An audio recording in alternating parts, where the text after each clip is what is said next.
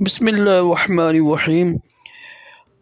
खांसी के लिए अदरक का कहवा या अदरक की चाय बेहतरीन चीज़ है।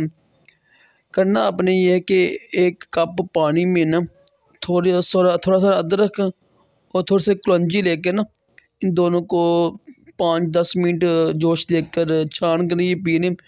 इंशाअल्लाह इसकी बरकत से गले की खराश, नज़ला, ज़ुकाम ख़त्म हो जाएगा इंशाअल्लाह।